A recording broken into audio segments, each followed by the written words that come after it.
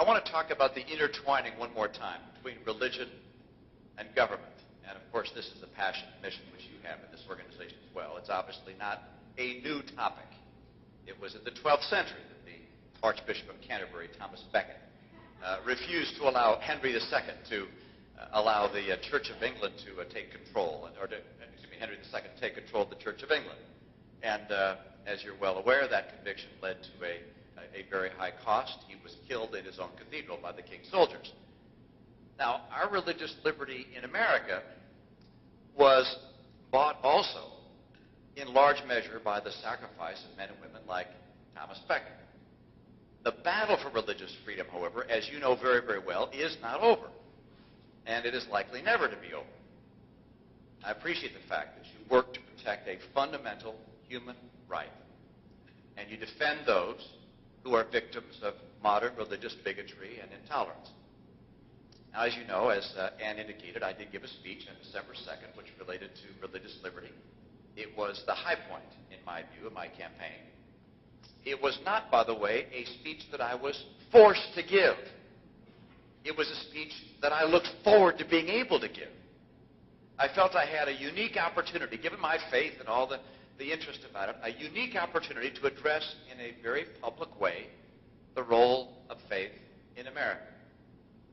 Now, in the days, by the way, that followed my address, as you may have seen, there were a number who offered congratulatory comments, but there was also a good deal of criticism that came my way, and I concluded that the criticism was a good thing. It meant, of course, that my words were not like the proverbial tree in the uninhabited forest, which have no significance. But it also gave me a chance to go back and rethink what I had said, and to see if I could learn more by virtue of the criticism that had been offered. Several commentators, by the way, said that I had failed to significantly acknowledge the contributions made by atheists to our society.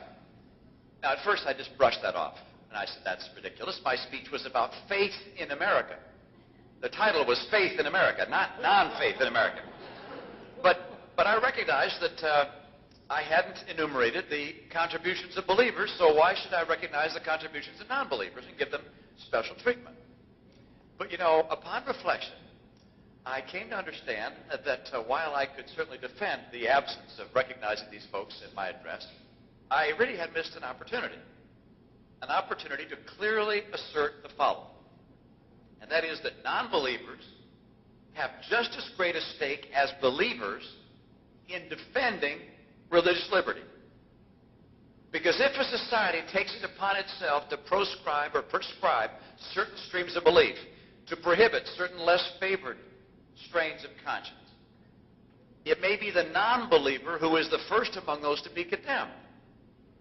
A coercive monopoly of belief threatens everyone, whether we're talking about those who search the Scriptures for the Word of God or those that search the philosophies of men. We're all in this together. Religious liberty and liberality of thought flow from the common conviction that it is freedom, not coercion, that exalts the individual just as it elevates the nation. Now, perhaps the phrase that elicited the greatest degree of criticism was this. If I can get it exactly here. And that is that the founders have discovered the essential connection between the survival of a free land and the protection of religious liberty. Freedom requires religion just as religion requires freedom. Freedom and religion endure together or perish alone. Now, looking back, do I still believe, first, that religion requires freedom? The answer is yes. I recognize, of course, that history abounds with examples of places where religion has been imposed by the state upon a people, and Greek city-states to the dictatorship of the Taliban.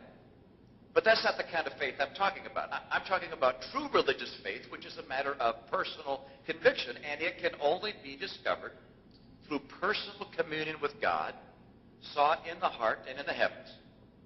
And that path of personal discovery is a necessity free of constraint and censor. Yes, I very much believe that religion does require freedom. Now, the more controversial, however, part of my statement was that freedom requires religion. Not just that religion requires freedom, but that freedom requires religion. A number of folks said, hey, look, that's just wrong. One critic dismissed the idea by saying, look at Europe right now. They become godless, and nevertheless they have democracy. So Romney's obviously wrong. But I wasn't speaking about Europe's recent experiments in state secularism. I was speaking about America and the larger family of free nations overall. And I was speaking about not a moment in time, but about a span of history. Would America and the freedom which we have inaugurated here and around the world survive over centuries if we, as civilized human beings, were to abandon entirely our faith in God? I don't believe so. I meant what I said, and I said what I meant. It was not lost on the founders, by the way. This is not my view alone. This has been said for a long time. That's what surprised me a bit by the criticism. The founders recognized that our rights were very much associated with the fact that they were gifted by God, not by kings, and that recognition would defend individual freedom from tyrants and power seekers over the ages. It was Jefferson who said, can the liberties of a nation be thought secure when we've removed their only firm basis? Their only firm basis. A conviction in the minds of the people that these are liberties that are a gift of God. That was the conviction. John Adams offered a different perspective, or a similar one, different vein. His view was, look, our Constitution and freedom can only endure if the passions and what he saw as destructive tendencies of humankind were constrained by the bounds of religion. He said you can't give people freedom unless they have religion to rein them in. And specifically, his quote was that human passions, unbridled by morality and religion, would break the strongest cords of our Constitution just as a whale goes through a net. He said our Constitution was made only for a moral and religious people. So religion, an essential foundation of freedom. Now, we also can't overlook the fact that people of faith have a unique appreciation of freedom, because the practice of religion requires freedom. Liberty is especially precious to us. And that's why people of faith are willing to sacrifice so very much to protect liberty. It was William James who said, we and God have business together.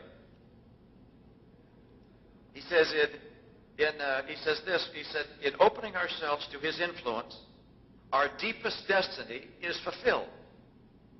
If it's true that our deepest destiny can only be realized in a land of liberty, then you expect that a land of liberty is going to be preserved at any cost by people of faith. And indeed it has over the years. As Ann indicated, was it Ann? I think it was. We were recently visited by Pope Benedict XVI. I'm sure you paid close attention to his words as I did. It was interesting to me that both he and Pope John Paul II testified of the connection between freedom and truth and morality, religion, if you will. Pope Benedict quoted his predecessor. He said, in a world without truth, freedom loses its foundation. Freedom loses its foundation. And he called those words prophetic, Pope Benedict did. He said they echo in some sense the conviction that George Washington expressed in his farewell address, that religion and morality represent indispensable supports of political prosperity. And then Pope Benedict added his own conviction. He said, democracy can only flourish, as your founding fathers realized, when political leaders and those whom they represent are guided by truth and bring the wisdom born of firm moral principle to decisions affecting the life and future of the nation. I love, by the way, how plainly it was put by John Adams. He said, without religion, this world would be something not fit to be mentioned in polite company. And he says, I mean hell. Now, I don't mean to suggest that truth can only be found in religion, or that morality only exists among believers. But I do believe, like Adams and Washington and Hamilton as well, that national morality, as Hamilton put the phrase, national morality requires the aid of divinely authoritative religion.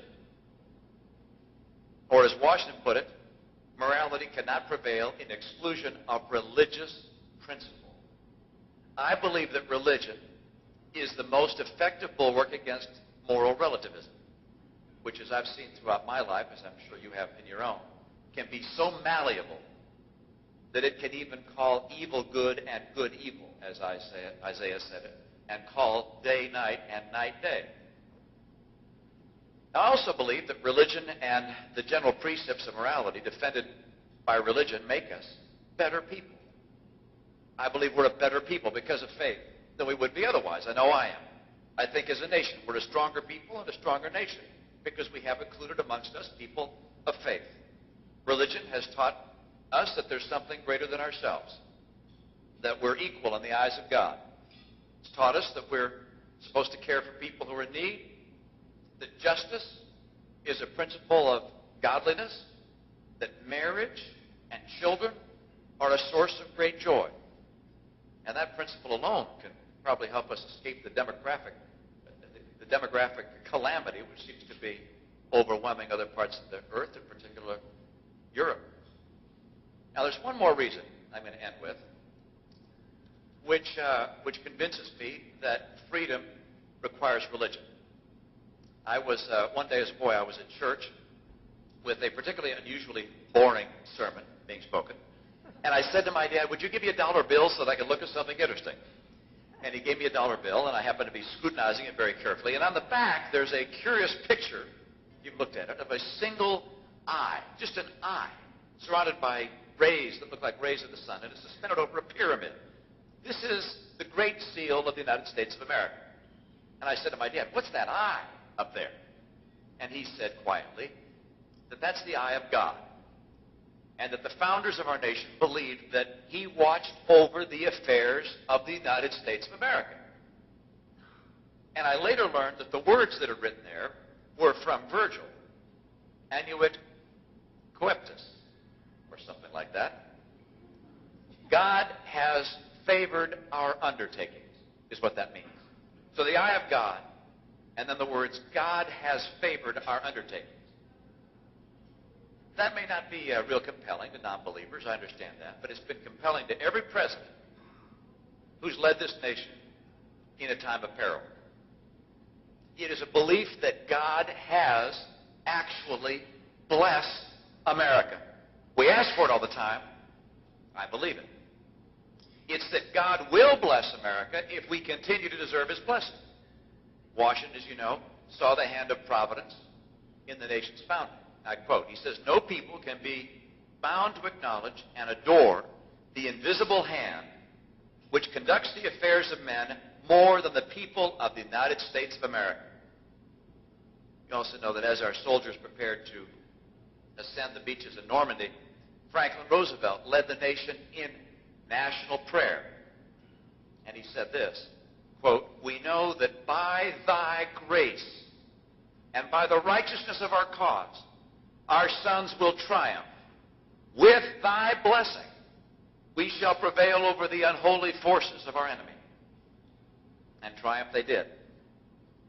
Through his blessing and through the holy sacrifice of young lives, now revered in a cathedral, not of stone, but of row after row of simple white crosses and stars of David.